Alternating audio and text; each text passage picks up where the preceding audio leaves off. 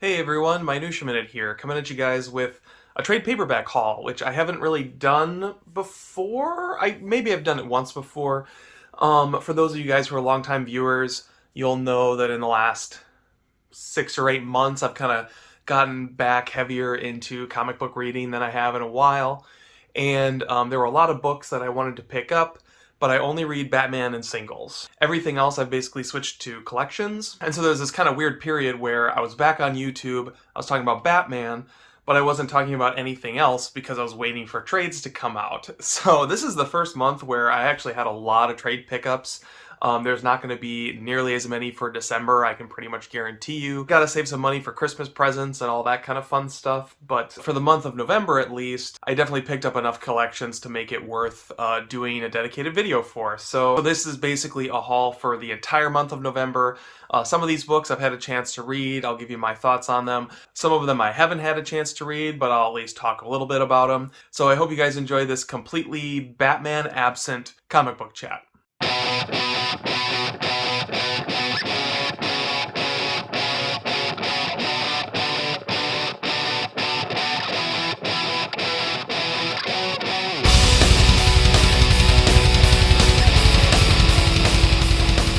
So I was trying to decide how to organize these books to present them to you. I kind of settled on doing it by brand. So I'm going to kick things off with something that's technically not a trade paperback, although it's going to live in my trade paperbacks just because it's not really a Batman book per se, although it does feature Robin on the cover.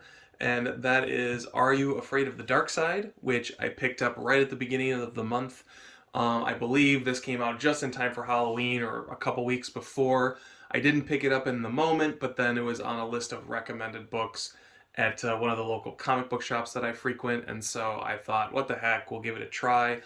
Now, I did enjoy this book overall. It didn't like blow me away. I think the best writing in it is really in the bridges between the short stories that take place within the book. So the premise of this is the Teen Titans are all camping together, and they each take turns telling scary stories. The art isn't as good in the bridging stories, but there's a lot of great art in the actual stories themselves. So it's kind of this weird balance where, the stuff I enjoyed reading the most was actually the bridge stories, but the stuff I enjoyed looking at the most were the actual stories themselves. I'll go through here and find you guys a couple good examples of art. Actually, this is a great example. There's this Phantom Stranger story that has a lot of really, really great art in it. But the story itself is really just a series of vignettes following the Phantom Stranger through time and various histories and universes and all that kind of stuff. So, like, the story was very, nothing. Like, really didn't do anything for me. But the art in it was kind of gorgeous. So yeah, all in all, I wouldn't say that this story was by any means a bust, although it didn't really knock me out of the park either. It was just fine. Another DC book that I picked up, which I believe I saw Wednesday Serial talking about this, was Far Sector, which was also an interesting read. I don't know that I loved it. It's one of those books that's like really a great piece of sci-fi. Like basically this Green Lantern is out in the middle of nowhere and she's on this planet that has this really weird dynamic society where these three different types of aliens, all of whom are really unique, interesting sci-fi concepts in and of themselves, are all in conflict with each other trying to live sustainably on this planet that they're on, or what used to be a planet that they've rebuilt because they've already destroyed it once. When the Green Lantern enters the story, there's sort of a cultural war going on between the people who believe that emotion is what drives all the destruction on the planet, and they're the ruling class, and so basically no one is allowed to have emotions. It's basically extracted out of them, like chemically or something, like when they're born. But there's also a drug out on the street that gives you your emotions back, and so like that's a major part of the story. I think the thing that holds this book back to me is, there's a lot of strong social commentary in it, which I'm all for. I think science fiction is a great place to have strong social commentary. The problem is they do too much to kind of spell it out for you. And maybe that's because this is DC's Young Animal imprint, so like maybe it needs to be a little bit more spelled out for the the readership that this is really truly intended for. But for me, like having this character as the lead, she's just someone who like points out all of the commentary that's going on in the book, where if you were to just read it on its own, like you would easily pick up on what this author is going for and how these different alien species relate to real world Earth issues that we deal with today. So for the first half, I was really enjoying it, but it definitely got to grate on me more towards the last half, and the last couple issues were kind of a chore to get through. I do feel like this book was also a little overlong at 12 issues. This probably could have been cut down to 10, if not 8, and maybe wouldn't have overstayed its welcome quite as much. All in all, I would definitely give this book a positive review. It was a fun way to dig back into Green Lantern while I'm waiting for some of the newer trades to come out for the ongoing series, and definitely provides a pretty high level of quality for any reader picking it up. A book that I'm about halfway done with is Superman, the One Who Fell. This is basically the beginning of Superman and Infinite Frontier when I was doing the Minutia Minute reviews, the DC Universe. I was picking up all of these books, so the first couple issues I had read before. You've got basically Superman Action Comics when they crossed over right at the beginning of Infinite Frontier, and then continues with, I believe, Superman's ongoing. Philip Kennedy Johnson is someone who I've sort of started to get interested in. I haven't read a lot of his stuff, but I found the first couple issues of Superman when I read them in singles really intriguing, and then you'll see him come back later in my trade reviews on another book that I enjoyed quite a bit. And so I was really excited to dig into this. And to be honest, I'm kind of at a standstill. I don't think it'll take me that long to finish it. I've read basically the first 3 or 4 issues in this trade, of which there are 6 probably total, maybe only 5. And at the end of the day, it just kind of feels like a bridge story where you're kind of setting up, Superman being in Warworld and what all that's about. Having not read the Superman Future State trade yet, that element is a little bit lost on me. And then it's also setting up the son of Superman to take on the mantle in the Tom Taylor Superman Man of Tomorrow or whatever it is. So I think there's a reason this isn't Superman Volume 1, but I am still going to finish it up and definitely check out the Action Comics stuff that spins out of this. Haven't decided if I'm going to pick up the Son of Superman stuff, but I'll probably check it out at some point. It's just not quite as high on my list. And speaking of Tom Taylor, another book that I picked up, which was one that I enjoyed a lot, was Suicide Squad Bad Blood, which I actually ordered this online and didn't realize that I had ordered the hardback, but I dug into it anyway. I just figured I'd roll with it because I got a good price on it. And plus, when you open it up, it's actually got a couple different elements of art on it. So you've got the cover here, and then if you take the jacket off, you've got kind of a cool wraparound right there, which is also kind of neat. I like the DC right in the middle with the otherwise virgin art. I think that's kind of neat. Anyway, all told, this is another book that was kind of heavy on the social commentary, so if you're looking for pure escapist entertainment, this might not be it.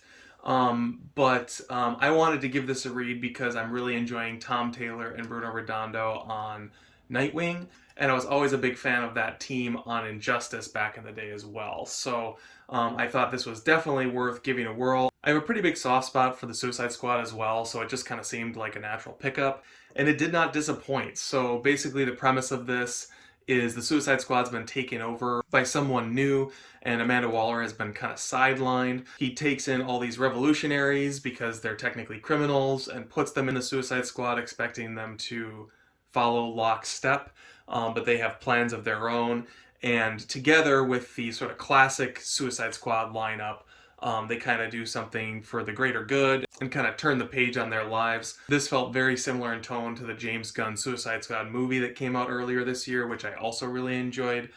So this was just kind of a fun way to dig back into that. You have a lot of characters with some really kind of kooky, weird superpowers, which I always really enjoy too. So definitely recommend giving this a read. I know this is kind of an older book, old news, but I did just pick it up this month, so you're getting my thoughts on it now. All right, so penultimate book from DC this month. Also kind of a little bit of an older title. This is a book that I saw Comic Concierge review, and I wrote it down, wanted to make a point of picking it up.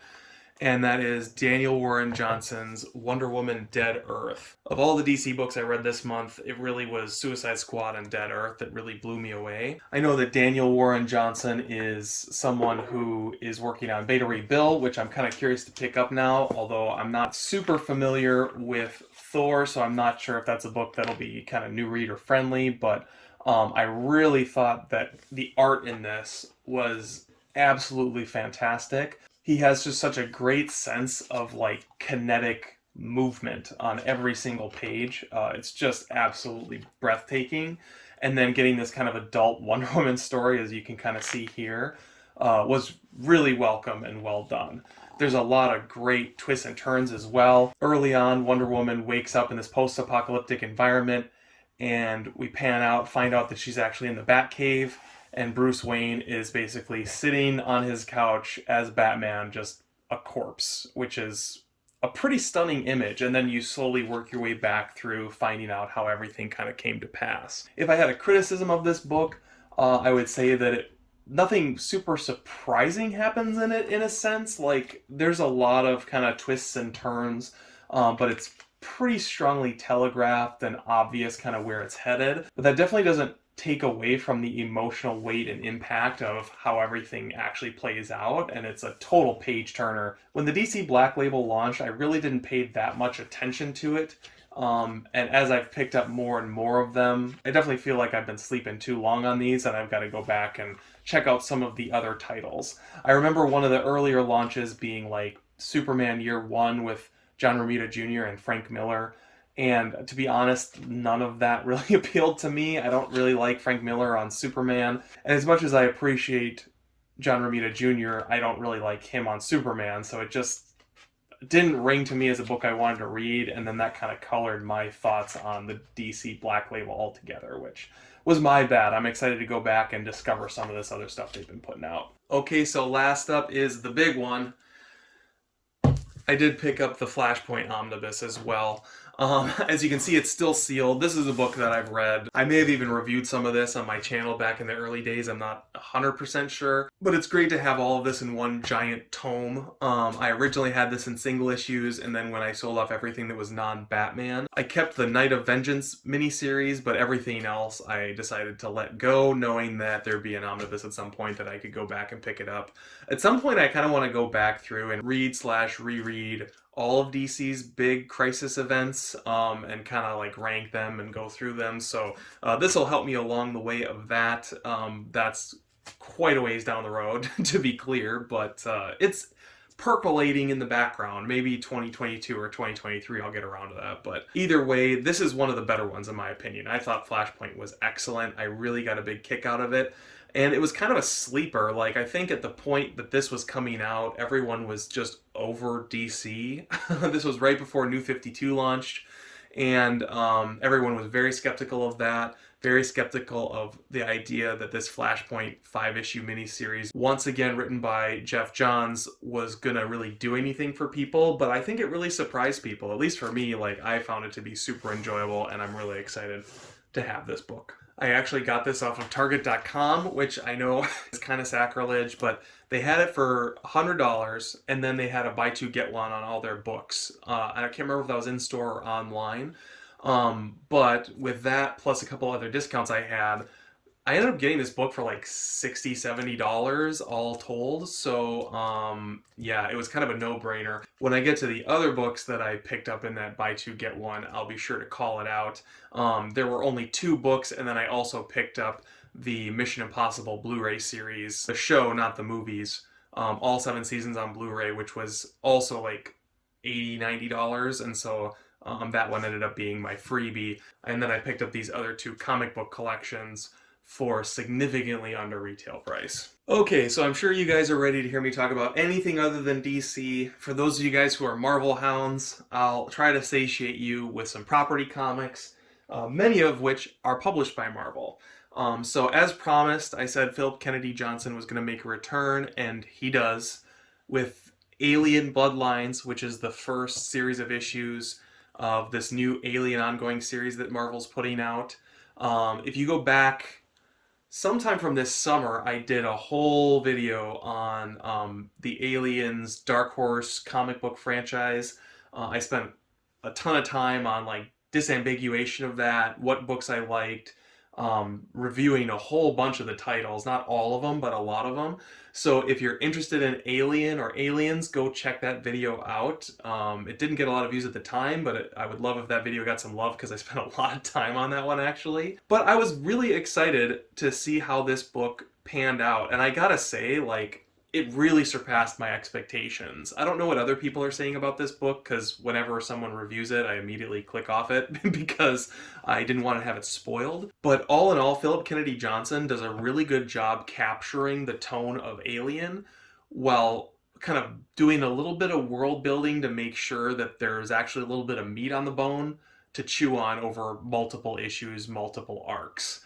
The thing about Alien is it's a super simple concept. Like, there's not that much to it.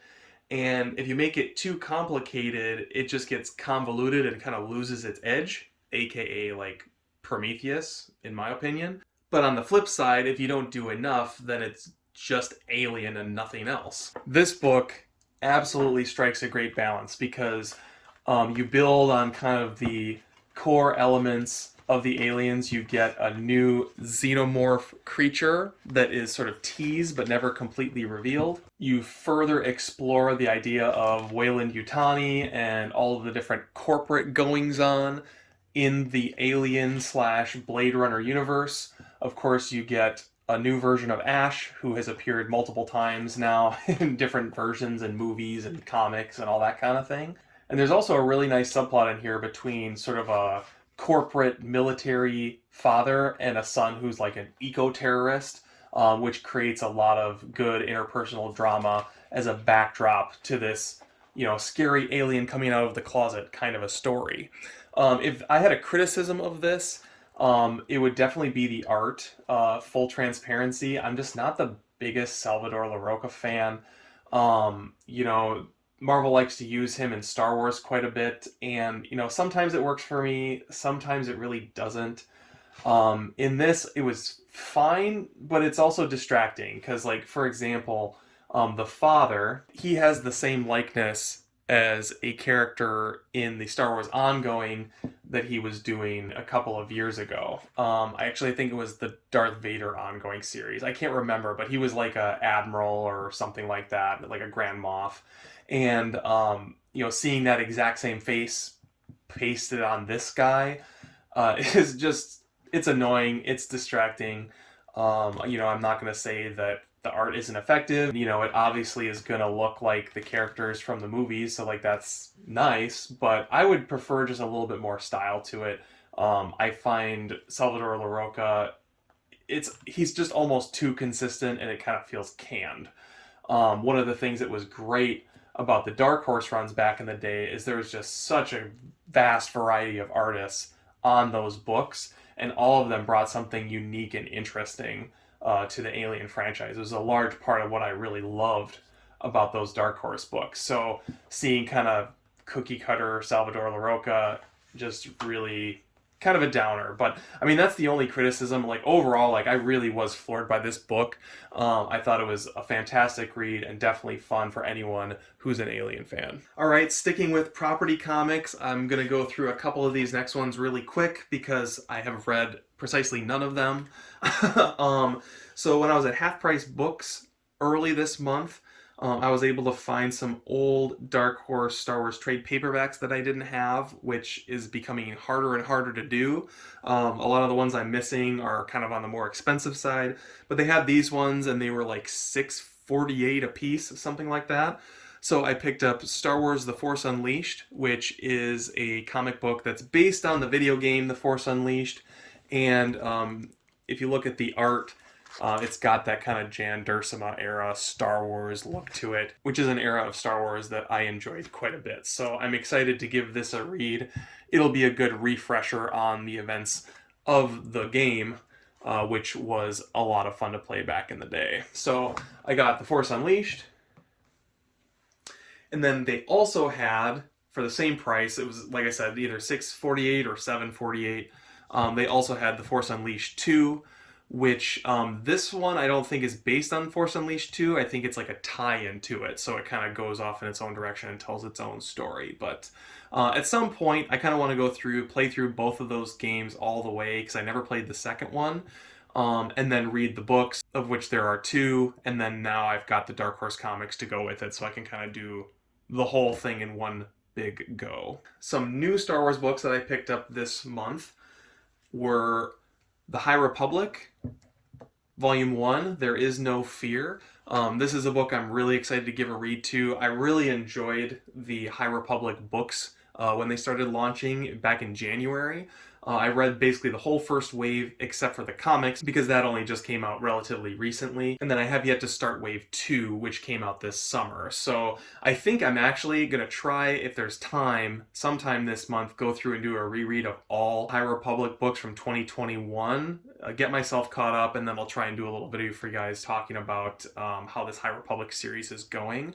I know a fair number of community members who are reading the High Republic comic that might be interested in some of the books and other things that are going on there. So continuing on that vein, I also picked up Star Wars The High Republic Adventures. I know IDW is losing the rights to the Young Reader Star Wars Adventures title, and it's going back to Dark Horse is my understanding, so that's kind of cool. But I don't know if you guys are reading the High Republic Adventures. I've read a couple of the regular Star Wars adventures, and they're very kiddie, very young reader. This looks a lot more adult. The art in it is a significant step up from kind of what you typically would see in one of these Star Wars Adventures books. So if this is something you've slept on, it might be worth reading. I don't know, because I haven't actually read it yet, but I am pretty curious to check it out. So that's coming up. And then the last Star Wars High Republic comic I got is this High Republic Edge of Balance, which is Volume 1 in a High Republic manga that they are doing. I haven't really read any Star Wars mangas before. They usually are based on another book that I've already read, whereas this, I believe, is kind of doing its own thing. So I'm actually kind of excited to give this a read and see how it is. But again, I haven't actually read any of these ones yet, so I can't give you the review, but I'll try to get that High Republic video together so I can give you the complete overview and give you all my thoughts on year 1 of the High Republic publishing initiative, which has been, honestly, so far for me, one of the highlights of what Disney's done with Star Wars. Alright, so I got one other property comic, which I'm pretty excited to read through, but I haven't had a chance to yet, so I'm just going to show it off here. This is one that I might do a separate video on if the mood strikes me, but I did pick up online Godzilla King of the Monsters. I found this for $40, which for this book is not bad. Like, usually it's pretty tough to find. Obviously, it's intended as like a budget release. It's in black and white. But since it's out of print and you can't get these Godzilla books anymore, price kind of starts to go up and you have to get it at a premium price.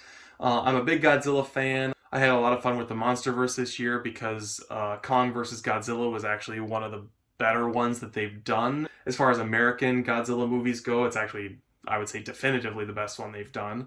So it kind of got me excited to dig back into some of these old Godzilla books from Marvel, which I've never read in the past, so can't wait to give it a read. On to the everything else. So this is going to be Image and all the other third-party publishers that are out there. We'll start with Image Comics and then kind of just build out from there. So first up, this was another half-price book haul. Might have been the same one actually from those Star Wars ones, but they had a copy of Revival. This originally was $9.99? No, $12.99. So then this would have been half price off of that. So super cheap pickup. I was reading this in singles back in the day. Again, I actually might have reviewed this way back when I was on YouTube before, and I always really enjoyed it. I know I was just complaining about Tim Seeley recently in a Batman book that he had written. I think it was Robins. He's writing Robins, and I really didn't like it. But I remember enjoying Revival quite a bit, and I never finished it. I read like the first 12, 15 issues. But now that it's presumably wrapped up or at least canceled, I kind of want to go through and read the whole thing. So I saw this, picked it up, and then eventually I'll start picking up some of the other volumes if I can find them for cheap. And then once I've got them all, kick back and read the whole thing in one big swoop. In a similar vein, I've been really liking what I've read from Joshua Williamson, so I picked up Birthright, Volume 1. This I picked up actually just regular cover price. It was an impulse buy at my local comic book shop. Another one where I'll probably pick up a few volumes before I actually start reading it, but it looked intriguing. I want to say Sleepy Reader was reading this, and he had some good things to say about it, so curious to give it a try. Moving on to a book that I actually read, kind of back in that Godzilla vein, I did pick up Ultra Mega. This was a book I was incredibly excited for when I saw people picking it up, and I was so bummed that I was going to have to wait for a trade. I almost picked this up in singles, but I held back because I knew long term I wasn't going to want to hold on to them. I was going to want to just have it in trade. Honestly, a little bit of a mixed bag. I have to reread it because it's confusing. You have the whole Ultra Mega thing at the very beginning, and it kind of just goes in completely the opposite direction of what you would expect.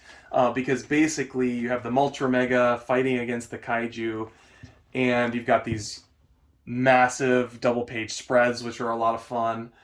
And at the end, basically, spoilers, they completely get their butts kicked. And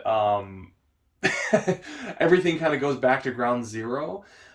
This has kind of a Pacific Rim feel to it, in the sense that it's like Pacific Rim you think is going to be about these kaiju showing up and invading Earth, when in actuality you get that all in the first like 10 minutes where they recap everything that's happened thus far, and then the rest of the movie is about the fallout afterwards and the ongoing battle with the kaiju that is now a war that's raged for many years. That is very much the vibe I get when I read this book, because you kind of get the classic kaiju Ultraman setup, and then they kind of undercut it and then fast forward to several years later and leave you trying to kind of figure out what's actually going on. So the positives, like, it's obviously super gory. They are very creative and, take a different approach to a kaiju story than what you see in other places, and that makes it a lot of fun.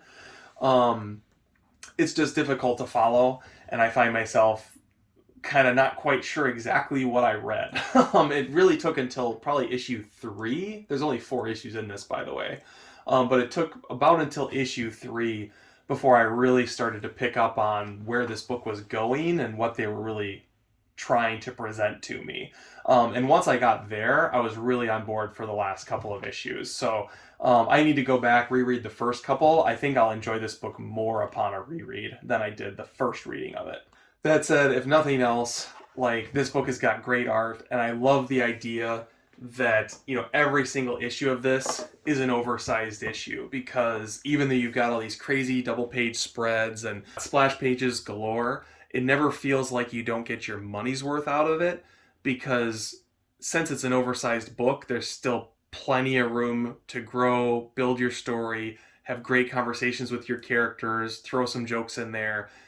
Every issue I read felt like a full issue. Whereas if this was coming out in 22-page increments, everything would feel super extended and drawn out in probably a way that would not be a positive. So, not only is having a book about giant monsters be physically giant, not only is that just kind of a cute publishing idea, it actually serves, I think, the greater story much better than your average comic book size issue would have. I also picked up my first AWA Upshot book, which was Erratic. This is one I just kind of picked up on a whim. I know somebody mentioned it, but I can't remember who it was, and I just don't really hear people talking about this. So if this is a book you read, let me know down in the comments and let me know what you thought. But this was another highlight for me. Like, I got a lot of enjoyment out of this one. The art's kind of a lot of fun. It's kind of got these sort of pre-baked backgrounds with some great character artwork populating the photorealistic backgrounds, which I think overall works pretty well. I'm not always sold on that as a style. And even in this, it can get a little frantic when you're reading it. Like there's a lot of stuff to look at, and sometimes your eye doesn't quite know where to go. But overall, I would say it's actually very effective, works pretty well. And this is just, a great sort of alternative take on Spider-Man, basically. The main character has a superpower that only works for like 15 minutes a day because it's electric based and he needs time to recharge. It's the Spider-Man type situation where you got this kid superhero who's in high school, but it's not 1960s high school. It is, 2021 modern United States school system school. And I think, some of this is maybe a little bit politically charged. I don't know if people will be rubbed the wrong way by that. But I feel like this book does a pretty good job kind of capturing the neurotic zeitgeist of like the modern education system. The main character's relationship with the sort of Mary Jane character is fantastic because she's torn between trying to out him as a superhero because it would be great for her Instagram account, and then also trying to be loyal to this person who like dotes on her and maybe is her future boyfriend. So yeah, just a fun read. Like this I got a really strong kick out of. Again, maybe not for everyone, but I definitely laughed quite a bit while I was reading it. So as promised, so many books to get through. We're actually really close. I've got 3 more books to show you guys. The first one is Yosagio Jojo Origins Volume 2. I've been wanting to dig back into Yosagio Jojo, and I picked up Volume 1. And I know I did another trade haul because I talked about Volume 1 on this channel in a video when that came out. I haven't had a chance to read Volume 2 yet. A lot of it's stuff I've read in the past. But I've really been enjoying these. I know Sleepy Reader has talked a ton about just kind of seeing these in color and the different effect that has on the story and how it all kind of holds together. So I don't know that there's anything I can say about this that he hasn't already said about it. I would just recommend it. It's definitely good stuff, and I'm excited to dig into this second volume. All right, so penultimate book that I picked up is actually 4 different books in one, and it represents the second purchase from my Target Buy 2 Get 1 haul, and that is the Hellboy Omnibus collection, which as you can see is absolutely mammoth. Those of you guys who want to chastise me for buying comics from a big retailer, yeah, guilty as charged. I got my comeuppance because it actually took 3 of these to get one that wasn't damaged. The thing about this is it's such a heavy-duty set of books that the second you try and ship something like this, the books jostle against the edges, and what ends up happening is your corners end up smashed in, and then the actual box that these books come in ends up getting cracked and separated. And as a matter of fact, if you look at this one, you'll see in the bottom corner there is a little bit of that going on there. But this was my 3rd outing on trying to get a decent copy of this from Target, and so I'm throwing in the towel. I'm going to call this one good enough. I have only read some Hellboy. Like, I've never read BPRD. I want to get into some of that stuff.